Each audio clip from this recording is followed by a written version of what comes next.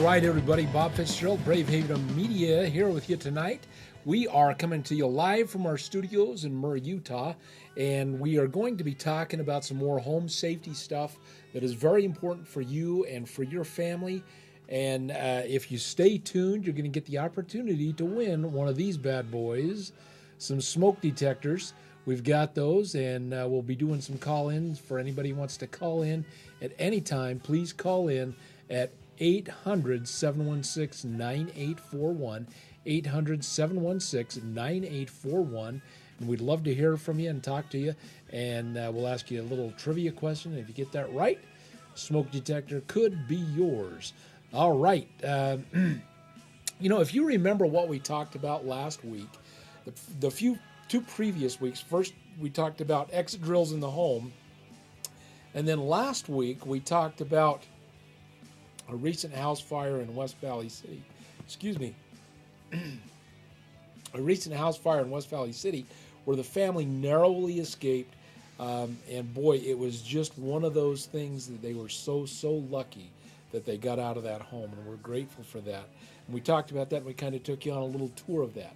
Now, if you missed that episode, you can go to our website, which is www.bravehaven.com, or you can go to West Valley's blog spot, which is www.westvalleycityfire.blogspot.com, and you can watch those past episodes of Hot Topics.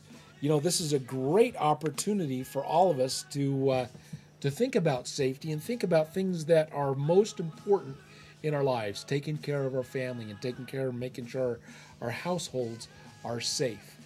We want to kind of recap for just a second the basics of Operation Edith, and that's getting out of your house, knowing two ways out, crawling low in smoke, and having that very important meeting place for your home. Well, tonight we want to talk about something a little bit different. We're going to talk about true prevention. Now, exit drills in the home isn't prevention. That is a mitigation tool, so to speak. If you have a problem, it helps you to get out.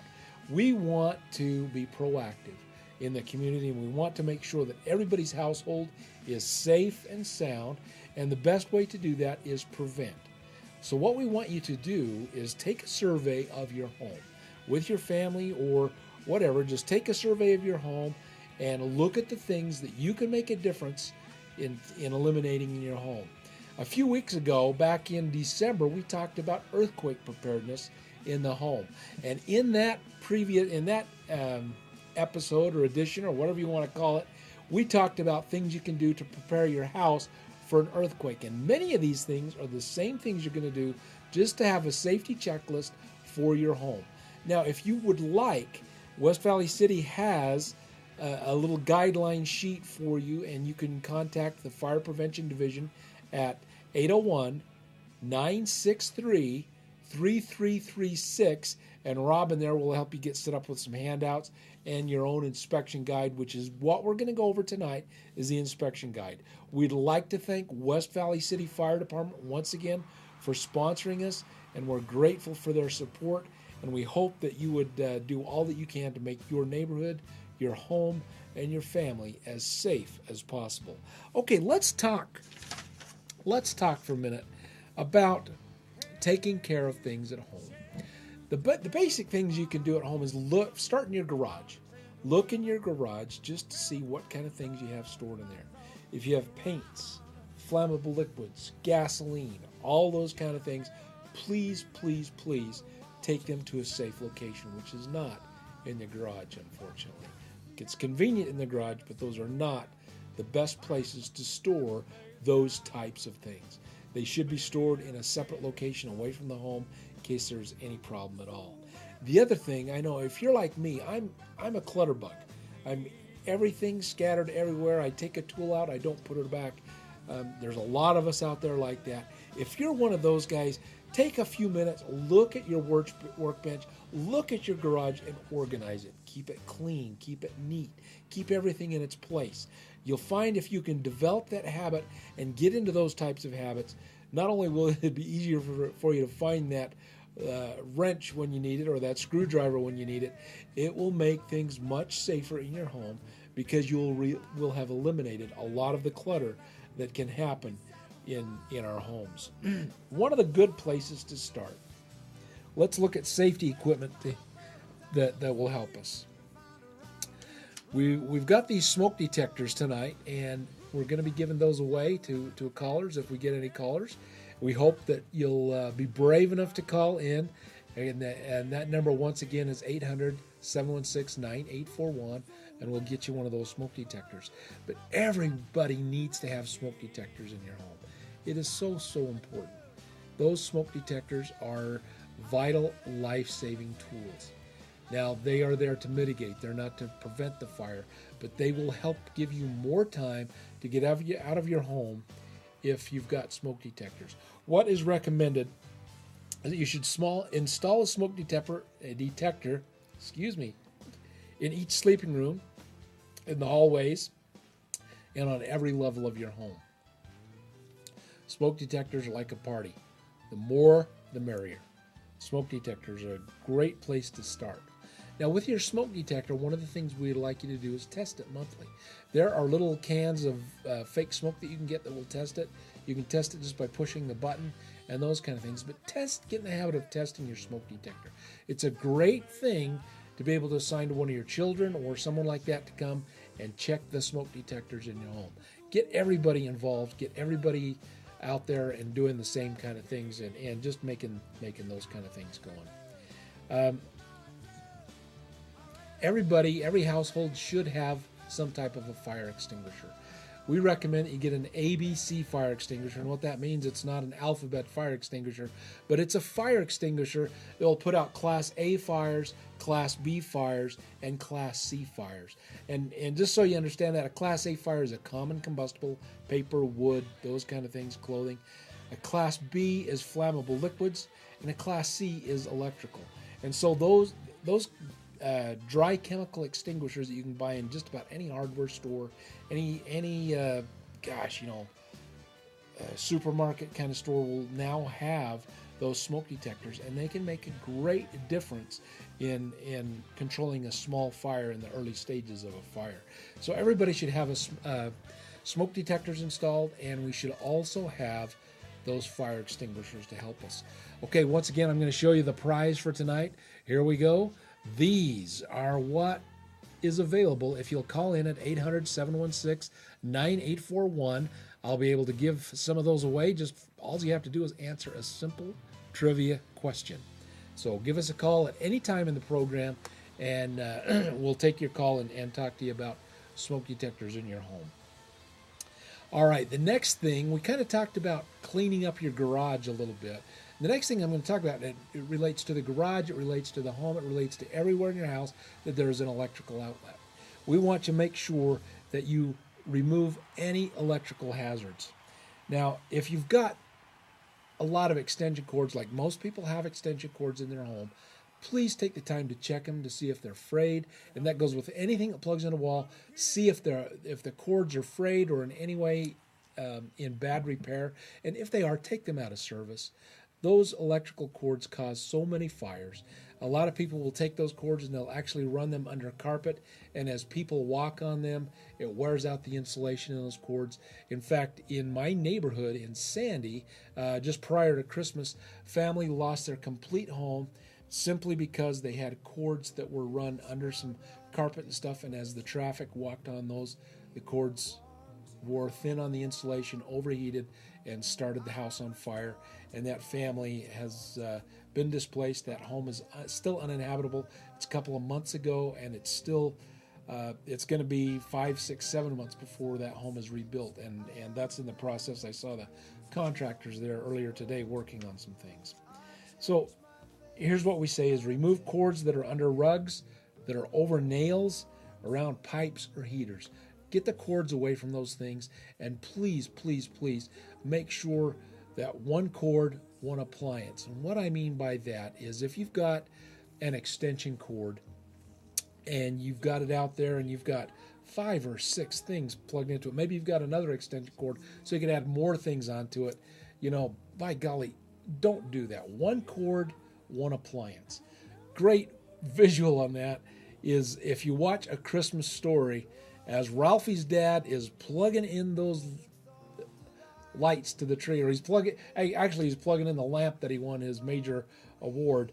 He's plugging that in, and sparks fly, and that's just a comical example of an overloaded electrical cord. But please, please, please, if you've got it, one cord, one appliance, one plug, one appliance, that kind of thing.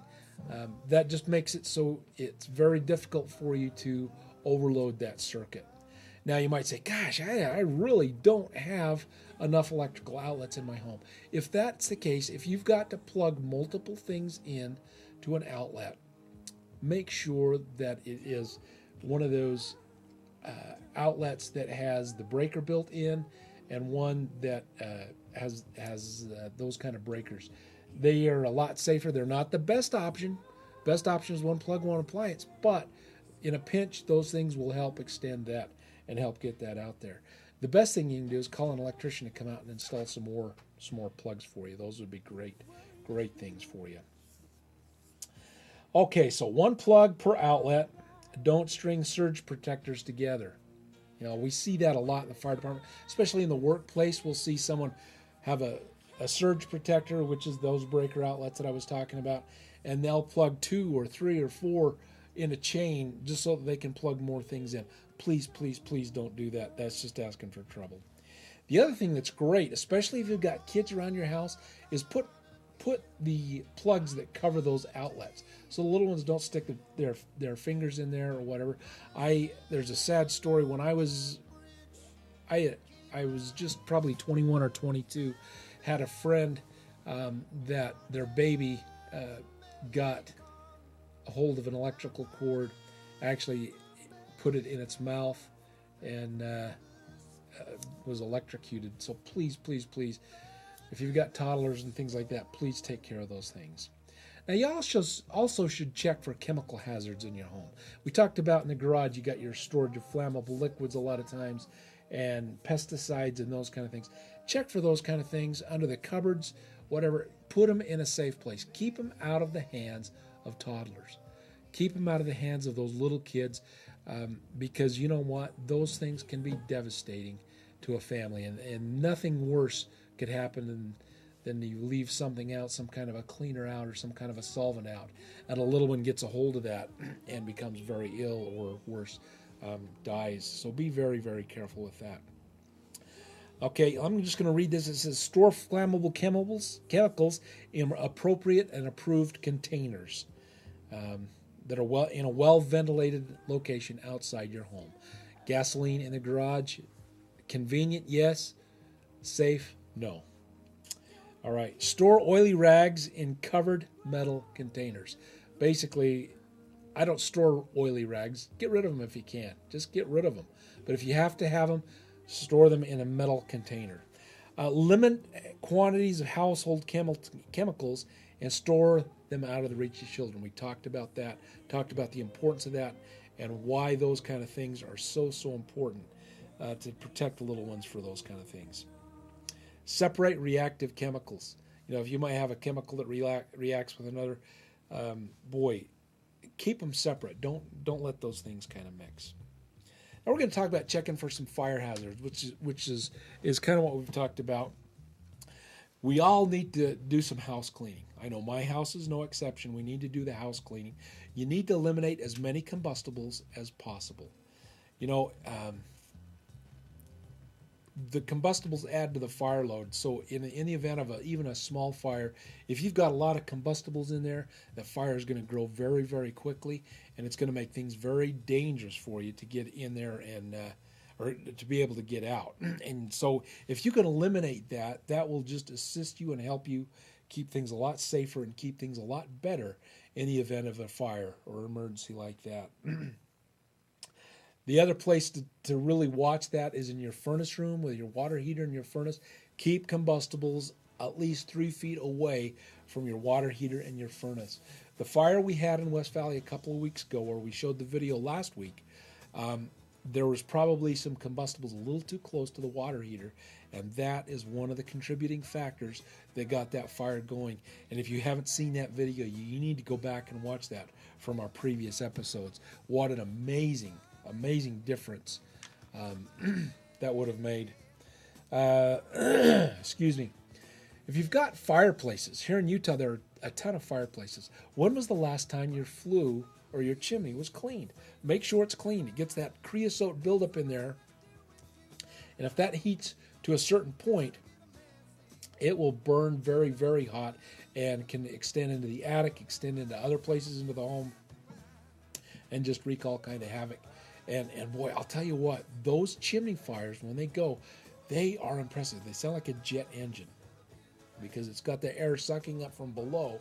And it's just like a jet engine venting out of the top of that chimney. Also, check your chimney flue for cracks and those kind of things. If you've had any construction done, make sure that your flue is intact. We had to replace the roof on our home a number of years ago, and in doing so, the chimney moved quite a bit. So I know that the grout in my chimney is no good. And so we stopped using our fireplace. In fact, we had an insert in there, and we got rid of it. And if we replace it with anything, we'll put an electrical fireplace in there that doesn't vent things up the flue as far as the heat and the smoke and those hazardous things that way. Hey, just a reminder to everybody, we've got smoke detectors to give away. We've got a number of viewers here tonight. I'm looking.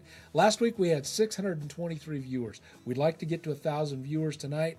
I don't know that we're going to get there. We're about halfway there right now. And if we could do that, that would be awesome.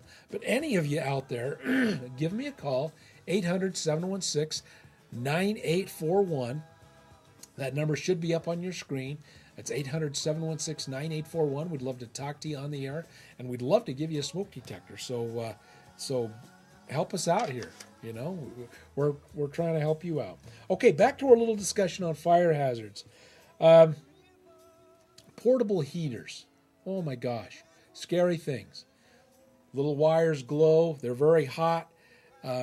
They can cause all kinds of fires. A lot of times, people will put them under a desk or they'll put them next to a combustible item, and it'll overheat over time. It'll dry that fuel out, and that fuel will auto-ignite and just create all kinds of problems for a homeowner. Or in the workplace. Workplaces where we see a lot of those space heaters under the desks. The secretaries are cold in the wintertime, so they want to stay warm. So they keep those things in there, and my goodness, it just kind of takes off.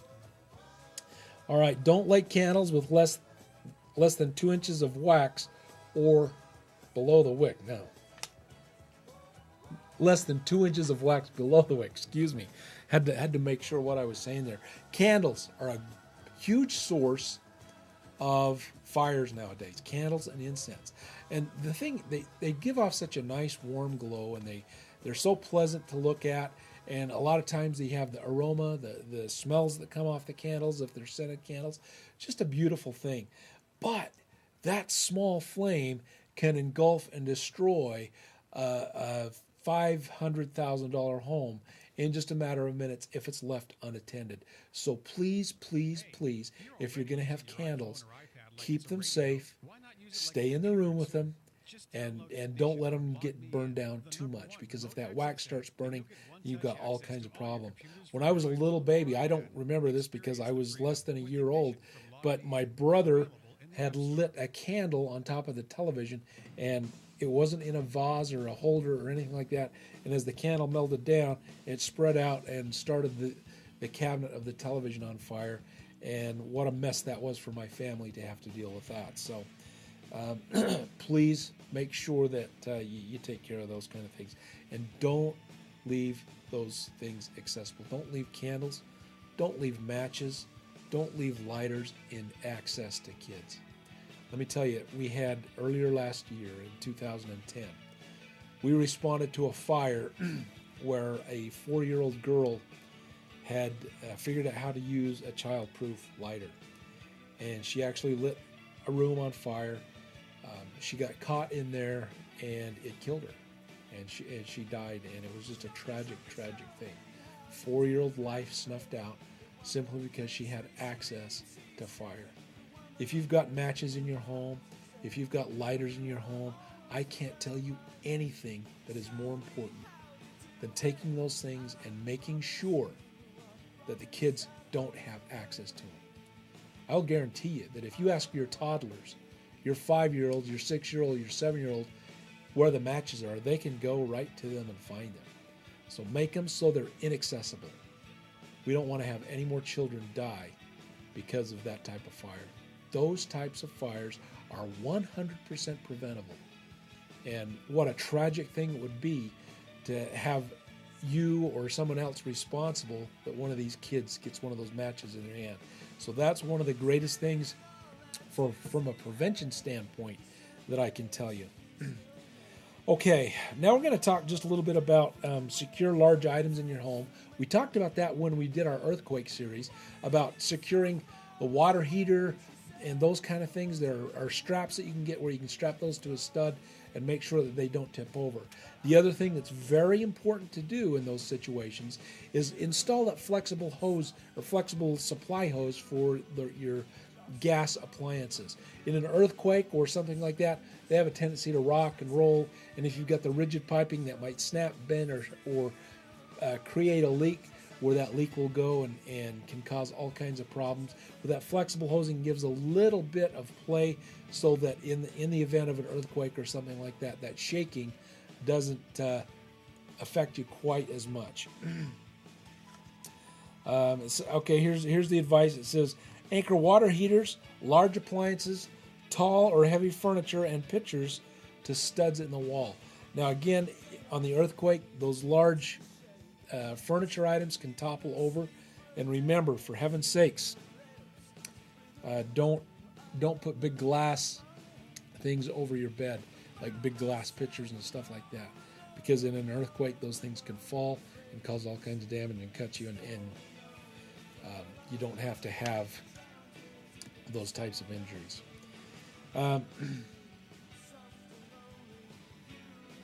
If you do have heavy objects, store them on lower shelves. It's just common sense stuff.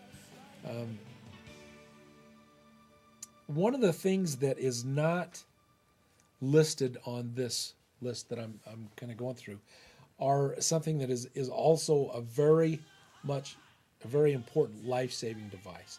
We've talked about smoke detectors. I also want to add in there carbon monoxide detectors. They can make a huge difference in giving you ample warning that you've got a problem with some kind of problem with carbon monoxide. Might be from your furnace, might be from your water heater, but those kind of things can be devastating because carbon monoxide is odorless and it's tasteless. So you can't smell it, you can't see it, you don't even know that it's there until it's too late. And sometimes the symptoms are nausea a little bit, headache, those kind of things, but have that carbon monoxide detector in there. When they first come out, from a firefighter standpoint, they were obnoxious. They caused all kinds of problems, false alarms all the time. They've kind of worked those things through, and they're very dependable, very reliable, and they make a huge difference, and they can save your life, save the life of your loved one.